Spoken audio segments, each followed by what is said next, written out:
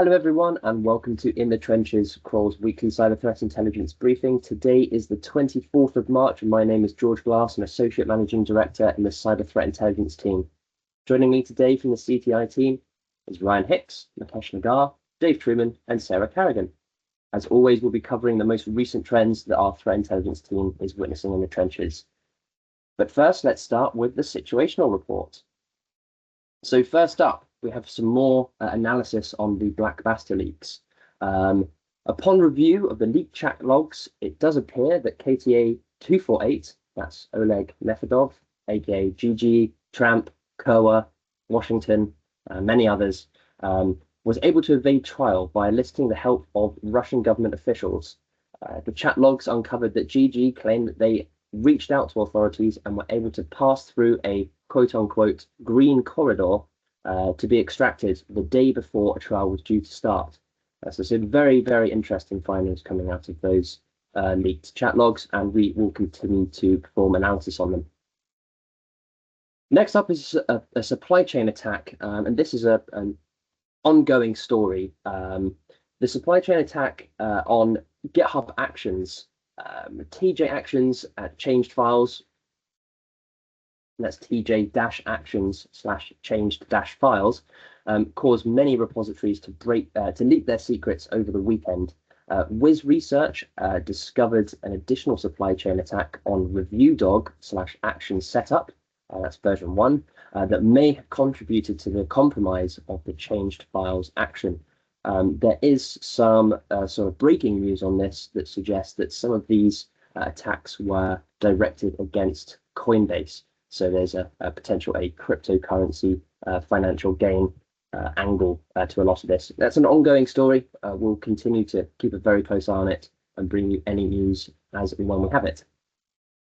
Remember, if you have any questions or comments, please get in touch using cti@kroll.com. And without further ado, let's get into the rest of today's briefing. We're covering the following trends. Ryan is going to brief on a relatively new threat group, that's KTA 427, also known as EncryptHub. Mukesh has a report on a new vulnerability affecting Apache Tomcat. Dave will be covering the malware spotlight on STILACHIRAT. And finally, Sarah has a clock update. So I'll pass it over to Ryan. Over to you, sir. Thank you, George. So looking at KTA 427, also known as EncryptHub or Lava 208, they've been active since around mid-2024, but seem to have increased in the reports against them recently. They're a financially motivated group, largely relying on phishing campaigns that deploy information stealers, often leading to ransomware deployment. So during ongoing phishing campaigns, the actors used a mixture of phishing, SMS phishing, and also voice phishing during their initial access. And that's included posing as IT staff to trick recipients into revealing credentials or one-time passcodes. And they're often seen being redirected to spoofed login portals for VPN services.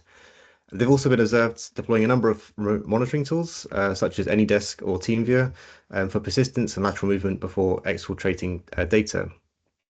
So kind of an overlapping campaign, which is this Fickle campaign.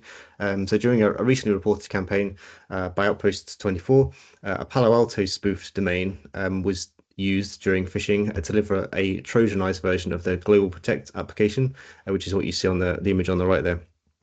It was also noted that during this campaign, the group used a pay-per-install service called Lab Installs to facilitate the initial access distribution.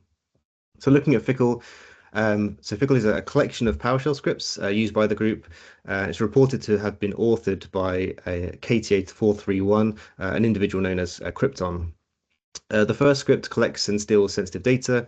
It targets a number of areas that's quite common with the information stealers, such as Telegram messages, various crypto wallets, password managers, VPN sessions, notably currently only seems to be targeting Palo Alto sessions, linking to the initial access there, and also looking to steal various files based on certain keywords and directory locations.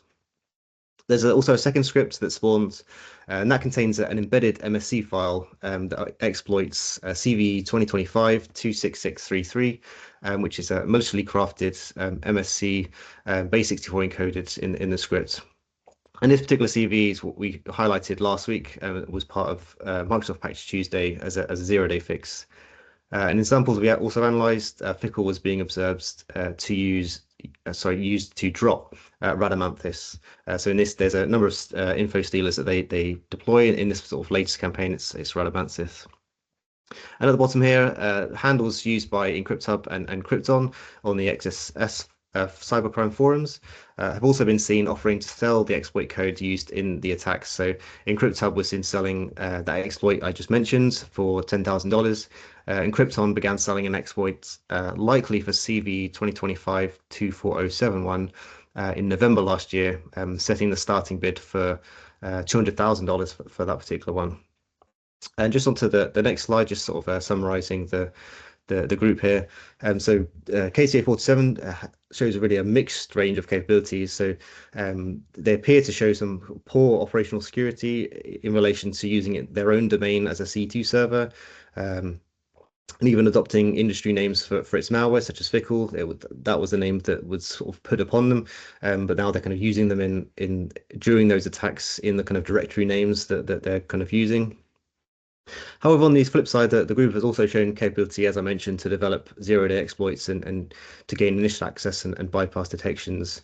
And although the group has been operating in this way for under a year, it's highly likely that members of this group have operated as part of older ransomware groups, such as Hive. So just a few recommendations there, particularly around blocking the domains that have been seen widely across kind of recent campaigns. Again, as I mentioned, deploying it and for initial access, also ensuring Windows systems are patched for those CVEs, and also due to the heavy use of PowerShell, really looking at detection around suspicious PowerShell commands is key for a large amount of the group's activity that's been seen currently. And that's all for me. How about George? Thank you very much, Ryan. Really appreciate that. And now we'll go over to Mukesh to talk about the Apache Tomcat vulnerability. Over to you, mate. Thank you, George, and hello, everyone. So in early March of this year, a critical vulnerability identified as CVE 2025-24813 with a CVSS score of 9.8 was disclosed. This vulnerability affects multiple versions of Apache Tomcat. The vulnerability allows for a remote attacker to be able to execute arbitrary commands on affected servers, which could potentially lead to a full system compromise. Now, the root of this vulnerability lies in how Apache Tomcat handles partial put requests combined with path equivalence issues. Specifically, if its default servlet write permissions are enabled, by default, this is disabled, and support for partial put is active, which is enabled by default. An attacker could exploit these settings to upload malicious files by crafting specially designed requests, which would then allow the attacker to place files in unintended locations, leading to unauthorized code execution. Now, in order for a successful exploit to take place, the following conditions must be met. These conditions are writable default server out servlets, have partial put support, have sessions persistence, which means the application should use Tomcat's file-based session persistence with the default storage locations, and a deserialization vulnerability, which is where the application includes a library that can be leveraged in a deserialization attack. When these conditions are present, an attacker is able to upload a malicious serialized payload to the server. Multiple proof of concept scripts demonstrating this exploit have been made publicly available, which highlights the ease of which this vulnerability can be exploited. We recommend updating Apache Tomcat to the latest versions, which is 9.0.99 or later, or 10.1.35 or later, or 11.03 or later, in order to stay up to protected against this vulnerability. That's everything from me. Back to you, George. Thank you very much, Mukesh. I'm going to try this malware name again. Dave, it's over to you to talk about STILACHIRAT. Thank you. Microsoft detailed a new malware they named STILACHIRAT, which appears to have most of its functionality distributed as a DLL file. The DLL file was named www.startup.ctrl64.dll. The malware collects a variety of information. This includes host information such as computer serial number and operating system, credentials from browser credential stores, the presence of cryptocurrency browser extensions on the system, applications installed on the system, the name of the title bar of Windows applications running, the content of the clipboard, which the malware filters via regular expressions for items like password or cryptocurrency keys. It also monitors for RDP sessions and attempts to capture security tokens from them. These tokens could prove very useful for an attacker for lateral movement, especially if the malware is deployed to an RDP server. For persistence, the malware uses a Windows server with a dedicated thread that checks for both the application binary and the service are present. The thread will recreate the service or binary should either be deleted. On top of information stealing, the malware also has capabilities common to remote access tools. These include, but are not limited to, the ability to clear logs, reboot or suspend the system, execute other processes, or modify the registry. One particularly interesting feature is the ability to call the show HTML dialog EX Windows API call with attacker supplied HTML. This allows the attacker to show a dialog box themed to an application that was found on the system. An obvious use case might be a well-timed password retry box. This option greatly enhances the ability to socially engineer the victim.